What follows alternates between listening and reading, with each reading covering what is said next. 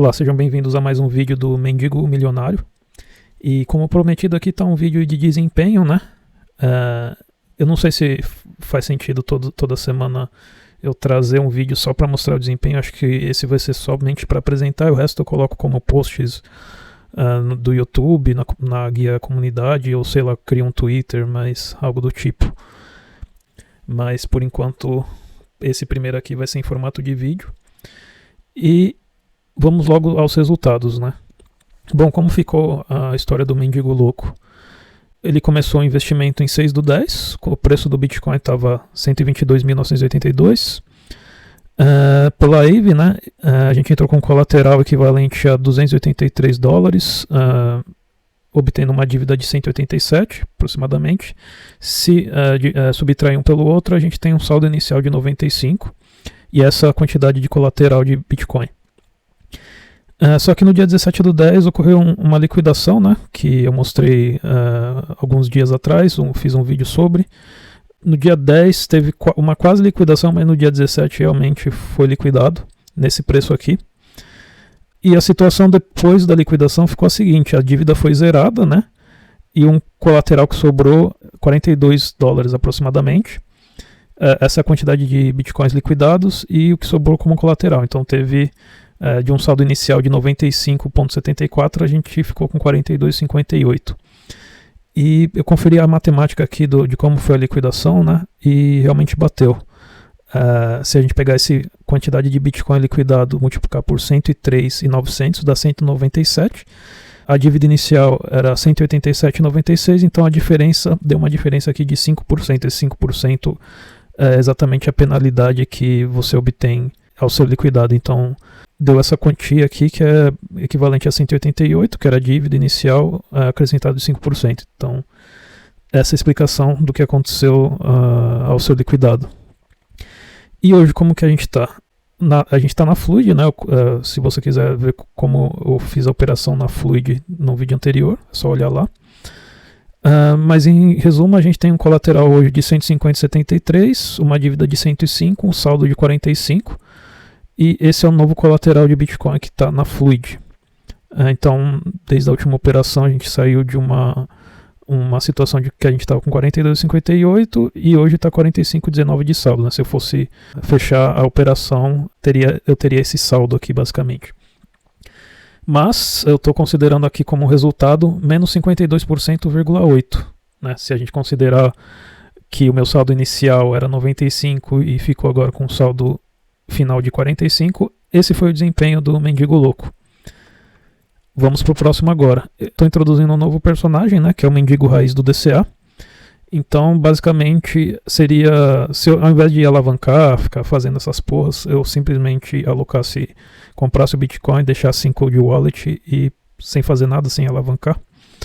Então, se eu pegasse esse saldo inicial, colocasse todo em Bitcoin, eu teria essa quantidade aqui de Bitcoin. Sendo que se eu começasse em 6/10, quando esse era o preço de Bitcoin, o saldo inicial começaria como 95,74, mas no preço de Bitcoin atual, que é 107,571, eu teria um saldo final de 83,74, que dá uma queda de menos 12%, né, no saldo. Então seria essa a diferença que você tem entre o DCA e uma posição alavancada, né? Se tiver uma queda, você vai cair muito mais na posição alavancada em comparação ao DCA. E além do mais, sendo liquidado, né? Que foi o caso aqui do Mendigo Louco, porque ainda teve esse 5% e teve uma parte depois que subiu aqui de 103.900 para quando eu fiz a operação na Fluid, eu entrei acho que 106 mil e alguma coisa na Fluid, então eu ainda perdi um upside aqui, né? Então, acabou. Se ele não fosse liquidado, esse prejuízo seria um pouco menor. Vamos agora para o milionário sensato, né? Ele está tranquilo, né? O preço de liquidação dele, se eu não me engano, era 80 mil, alguma coisa assim. É só checar alguns vídeos anteriores que eu explico. No vídeo como alavancar 2x na Aave, né? Então ele entrou também com esse preço de Bitcoin, com esse colateral. E hoje o colateral dele diminuiu, a dívida cresceu um pouquinho, né? Porque os juros acumulou nessa dívida e o saldo dele passou disso para isso, que dá uma queda de 24,59%, né? Então é basicamente o dobro da posição do mendigo raiz, que é de 1x. Então se multiplicar por 2 essa queda dá mais ou menos 24,5%. Que é menos, né, do que o mendigo louco caiu, porque o milionário sensato está menos alavancado do que o mendigo louco. Agora vamos para um novo personagem aqui, né? Eu quero introduzir novos personagens para ver no longo prazo a comparação do desempenho deles com o dos mendigos, né, e do milionário. Eu apresento aqui o Rei dos Lulus do Ouro. Aqui ele com o famoso bordão dele de já era, né, com o seu kippah tradicional, com a sua pelota de ouro na mão e o seu Lulu que não sai da cola dele, né. O ouro está em 6 do 10, estava esse valor, subiu um pouco, o resultado 3,20%, né? Se ao invés da estratégia dos mendigos eu tivesse comprado ouro, eu teria esse ganho aqui para o mesmo período, né? Vamos ver outros personagens aqui que eu estou incluindo. O Ave César da Prata, né? Qualquer coincidência aqui nos nomes, qualquer semelhança aqui é mera coincidência, né?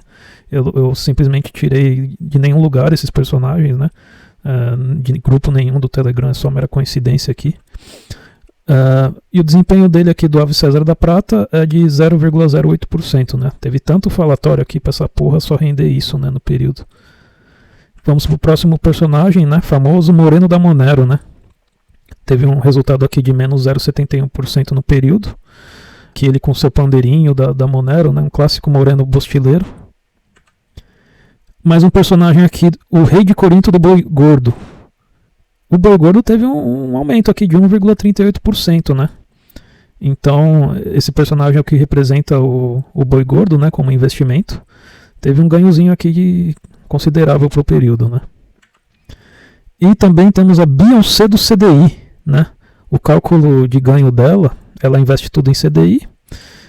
Para simplificar aqui, eu estou considerando um investimento com o rendimento da Selic, né, que atualmente é 15% ao ano. O cálculo dela é um pouco diferente, né, porque a Selic você só consegue investir nela com reais bostileiros. E todos os outros investimentos aqui eu peguei a cotação em dólar, né? Então, para ficar justo, o cálculo é o seguinte, né? A Selic no período de 16 dias, né, desde o dia 6 até o 22, rendeu isso, 0,661%. Mas a gente tem que considerar a desvalorização do dólar no período, né, que foi de 5,34 para 5,40, que equivale a 1,12%. Então o resultado de eu ter feito igual a Beyoncé do CDI, o rendimento da Selic menos a desvalorização do dólar, que dá menos 0,51% no período. Ou seja, mesmo essa bosta aqui acumulando juros, no final a desvalorização do dólar é maior, né? Então não faz o menor sentido você investir em CDI, porque ao longo do prazo o máximo que você pode almejar é sair no 0 a 0. Poderia ser positivo, o dólar poderia desvalorizar em relação ao real, mas o que acontece na prática é o contrário, né? Ao longo do tempo. E aqui temos um gráfico, né, do campeonato de mogadas financeiras. Você vê aqui que a estratégia dos mendigos está levando uma surra, né? Está sendo completamente molgada aqui pelos outros investimentos legacy, né? Por exemplo, aqui o mendigo louco está com menos 52% na bunda aqui. O segundo pior é o milionário sensato. Depois o mendigo raiz do DCA. E aqui o vencedor da rodada é o Rei dos Lulus do Ouro. O ouro que teve uma alta grande, né? Teve uma queda grande também nos últimos dias. Está quase se comportando como uma shitcoin, mas mesmo assim está mogando aqui os outros investimentos, né? Vamos ver, vamos acompanhar aí. Eu pretendo pelo menos uma vez por semana atualizar esse gráfico aí e postar em algum lugar. Não sei se eu crio um Twitter ou deixo nas comunidades do Facebook. Mas vamos para a segunda pauta aqui do vídeo, né? Que eu não estou satisfeito aqui com a minha posição do mendigo louco, né? Porque se a gente voltar aqui no slide dele, ele começou com essa quantia de colateral e hoje está com essa quantia. Eu não gosto de perder Bitcoin, né? Então eu vou tentar mudar isso aqui na Fluid. Eu vou tentar aumentar minha alavancagem para também dar um pouco de emoção, né? Aproveitar que o Bitcoin está em queda aqui e aumentar o multiplicador do colateral do mendigo louco aqui. Então vamos lá para a carteira. Então eu abri aqui a minha Fluid, né, a minha posição na Fluid, e a gente tem essa posição aqui que é basicamente a que eu estava mostrando no slide do Mendigo Louco. E você vê aqui, ó, um negocinho interessante, né, que ele tá acumulando uns jurinhos aqui. Se você ver esses jurinhos aqui, na AVE ele é tipo 0,01%, né, e aqui na Fluid até que tá ok aqui, tipo ele basicamente desconta disso, né.